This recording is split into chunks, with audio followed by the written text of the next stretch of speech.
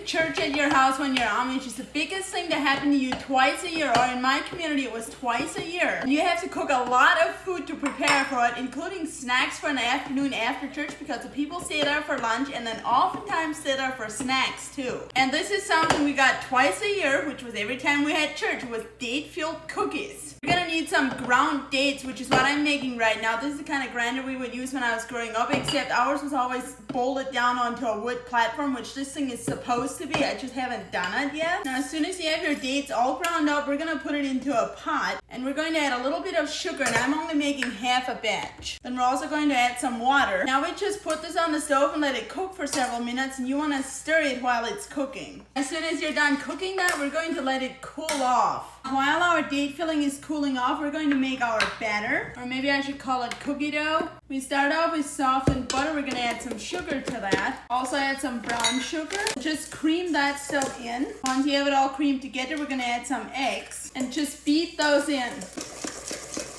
Then we're going to add the rest of our ingredients. We have some baking soda, some cinnamon, a pinch of salt. Then last, we're going to add all of our flour to that. Then we're just going to gradually mix our flour in, and this dough is supposed to be stiff enough that you can roll it out. I have this all mixed together now, and my filling is not quite cold yet, so I'm just going to stick this in the refrigerator so it can chill a little to make it easier to roll out. And that step is optional and is not recommended in the recipe. It's just a personal preference of mine. Now, once your filling is cold, you want to roll your dough out, and I'm going to nicely flour my surface to do that. Just roll it out into a rectangle about a ½ inch thick. Once you have it all rolled out, it's time to put your filling on there, and you want to spread it out all over. Now, the Amish only have church every 2 weeks, so we had 2 weeks to get our house and everything ready for church. And you have to provide lunch for everybody too. It's around 150 people is the standard size of a community. And the lunch is all homemade, so you have to make it all yourself. Now, once you have your filling all spread on top of the dough, we're going to roll it up just like you do for cinnamon rolls. Once you have that all rolled out, we need to let our roll chill, and you want to wrap it in plastic wrap to let it chill. And Mom always let it chill overnight, but you can also just let it chill for several hours, which is what I'm gonna do because I made this dough in the morning right now. And Friday before church was always our baking Friday, so we would do this on Thursday evening so we could bake them on Friday morning. Once your dough is done chilling, you want to unwrap it and make sure you lightly flour your cookie sheet before you do this. Then we're going to slice them, and each cookie needs to be a 1/4 inch thick. Now they go into the oven to bake, and these cookies are probably going to be more oval than round, which is how they're supposed to look. Once these are light brown, take them out of the oven, immediately take them off of the pan, and then put them on a piece of parchment paper or a rack to cool off. And you know what? Now all you have to do to get ready for church is clean the house from head to toe and make a whole bunch of food, and you're ready. This is what these cookies look like. Let's take a bite and make sure they taste the way they look.